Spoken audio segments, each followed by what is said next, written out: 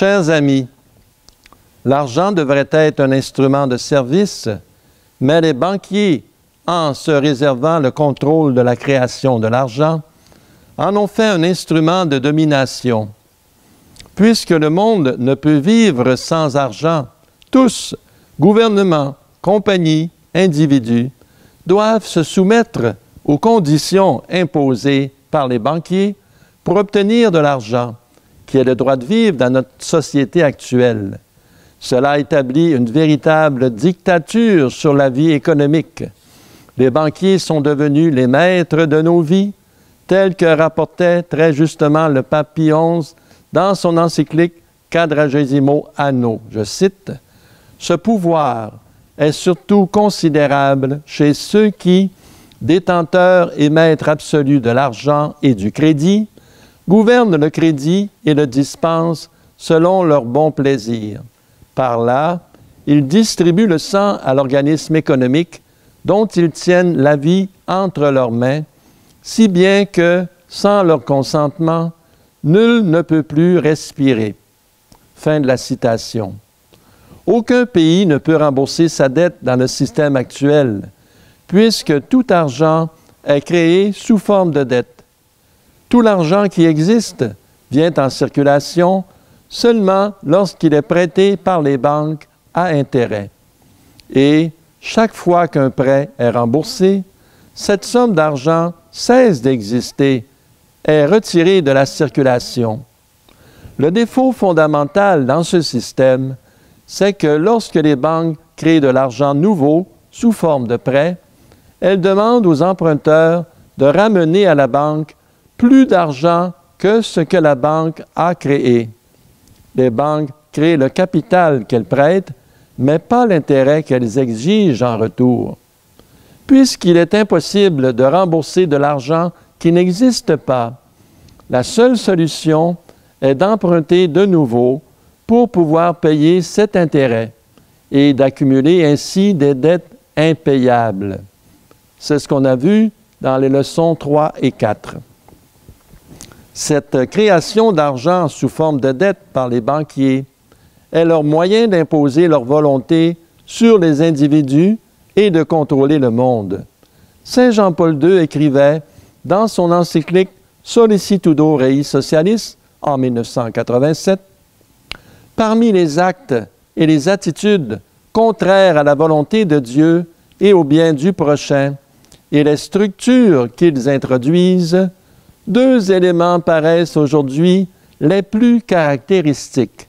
D'une part, le désir exclusif du profit et, d'autre part, la soif du pouvoir dans le but d'imposer aux autres sa propre volonté. » Puisque l'argent est un instrument essentiellement social, la doctrine de la démocratie économique propose que l'argent soit émis par la société et non par des banquiers privés pour leur profit.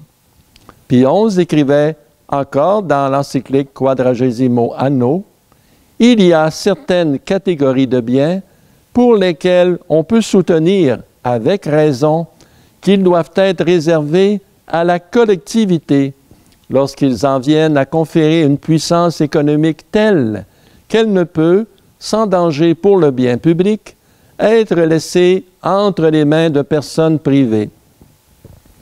Les institutions comme le Fonds monétaire international et la Banque mondiale prétendent venir en aide aux pays en difficulté financière avec leurs prêts, mais en raison des intérêts que ces pays doivent payer, ces prêts les appauvrissent encore davantage. En voici un exemple frappant. En 10 ans, de 1980 à 1990, les pays d'Amérique latine ont payé 418 milliards d'intérêts sur un emprunt original de 80 milliards de dollars. Et ces mêmes pays doivent encore le capital, même s'ils l'ont remboursé plus de 5 fois. Au Canada, la situation est encore pire. 93 % de la dette nationale de 562 milliards de dollars en 2002 était attribuable aux intérêts composés. Le montant original emprunté, 39 milliards, ne représente que 7 % de la dette.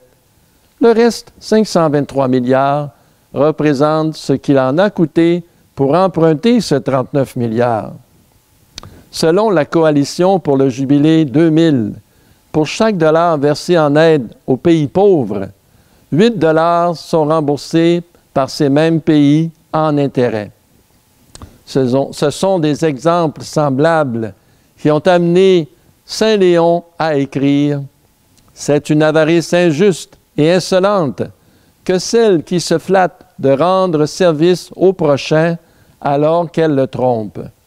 Celui-là jouira du repos éternel qui, entre autres règles d'une conduite pieuse, n'aura pas prêté son argent à usure, tandis que celui qui s'enrichit au détriment d'autrui mérite en retour la peine éternelle. » Saint Jean Chrysostome écrivait aussi « Rien n'est plus honteux ni plus cruel que l'usure. » Nous avons parlé en détail de cette question de l'intérêt dans la 4e leçon.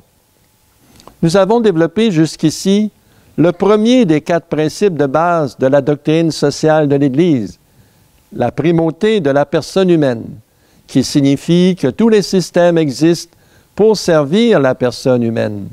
Donc, le but des systèmes économiques et financiers, selon l'Église, est aussi le service de l'homme.